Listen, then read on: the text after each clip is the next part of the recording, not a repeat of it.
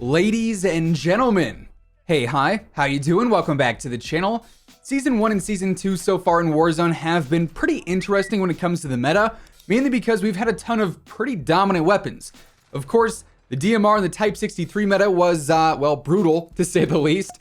The M16 was also super good towards the end of Season 1, and lately, the AUG and the FFAR have been running lobbies with just how strong they are. But presumably, we are going to see some big weapon tuning here soon, most likely with the mid-season update, hopefully with the mid-season update, I should say. And if and when these weapons do get nerfed, there could be a brand new competitor that completely destroys close-range engagements. So as we break it down today, if you enjoy the video at any point, let me know by dropping a like on it.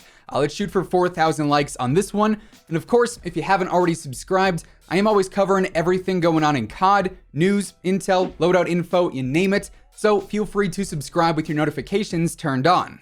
Now, if you haven't guessed it already, this new meta-changing loadout all revolves around the Gallo shotgun from Cold War.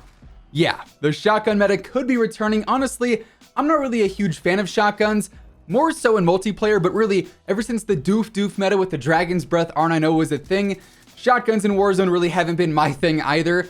But that said, lately I have been using the Gallo, and keep in mind, this is the Gallo in the current meta with the crazy FFAR that dominates close range, and the MAC-10, which is also unreal up close. And the Gallo can actually already hold its own. Throughout the video, I'll have footage of the FFAR in the Gallo class I was running in some quads, then also a little bit of Plunder B-roll gameplay with the Gallo, just to show off what it's capable of doing right now. And, well, it's definitely not the strongest gun that we have available currently.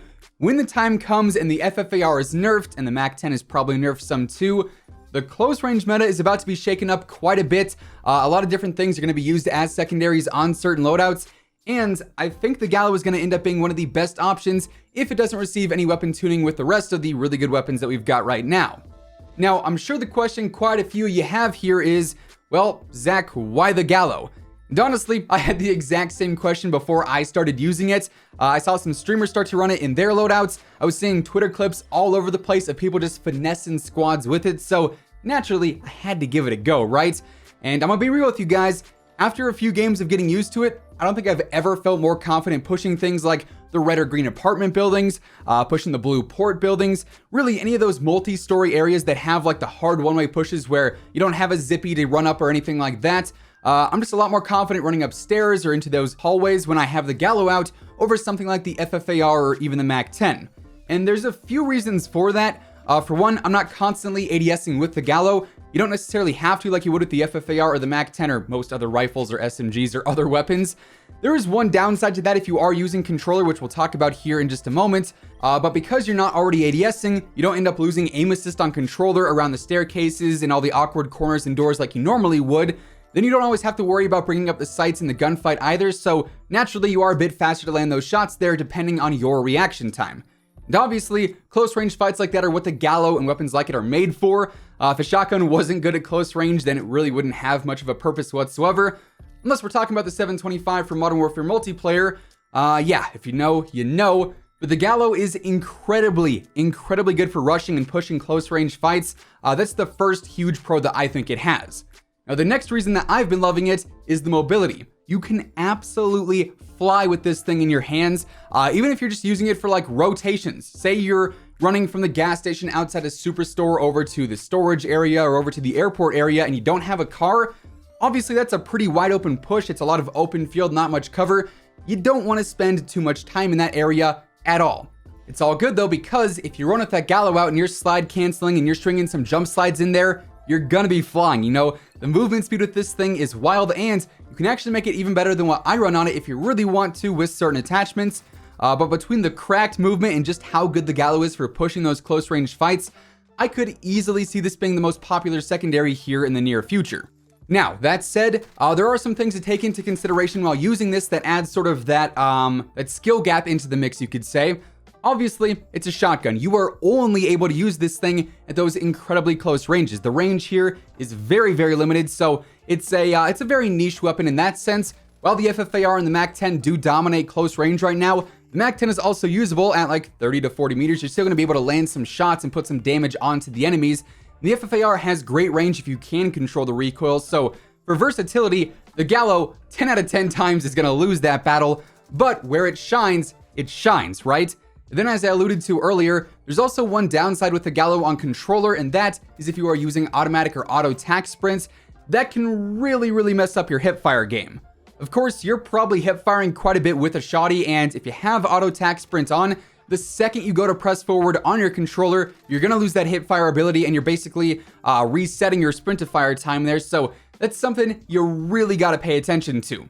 Personally, I was using the Gallo with auto tac sprint on, and I could work around it, especially with a cool ADS trick that I'll show you guys here in just a second.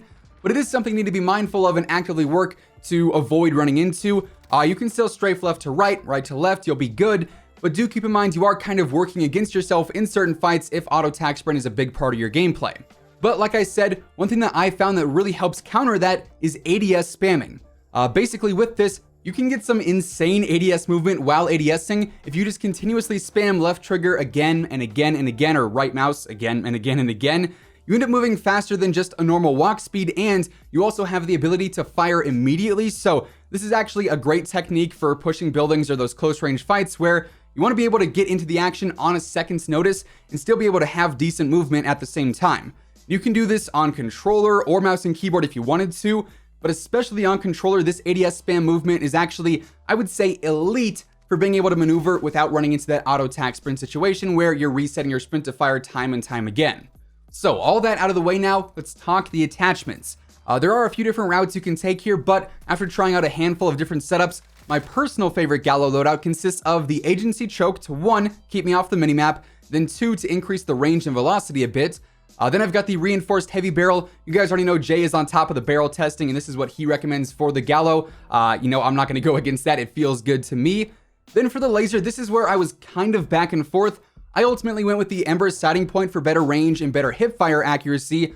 However, if you just really want to move and you want to zoom around the map, you could also use the Tiger Team Spotlight instead for better mobility, but you're not going to have as accurate hipfire here, so just take that into consideration. Then I've also got the 12 round tube on there for extra ammo. That's going to make getting those double, triple, and quad kills easier, along with the cleanups as well. Then finally, I've got no stock on there, which is going to give you the best sprint to fire time, which I feel like is pretty much necessary for where you're going to be using the Gallo, then also how you're going to be using it too. And of course, this pairs great with a weapon that offers some medium and long range options. The AMAX is a good choice.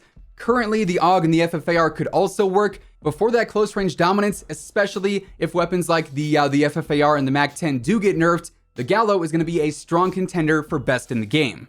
So yeah, there you have it. With all of that being said, that is the loadout that could break the meta here in the coming days in Warzone. That's going to wrap things up for today. If you enjoyed the video, or if you just found it helpful, let me know by dropping a like on it.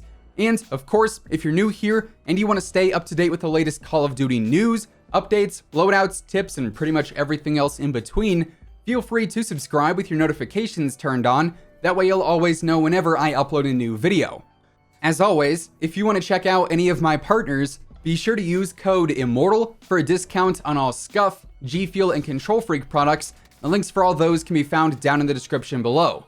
But once again, thanks so much for tuning in, and until next time, take it easy, have an awesome rest of your day, and I'll catch you guys later. Peace out.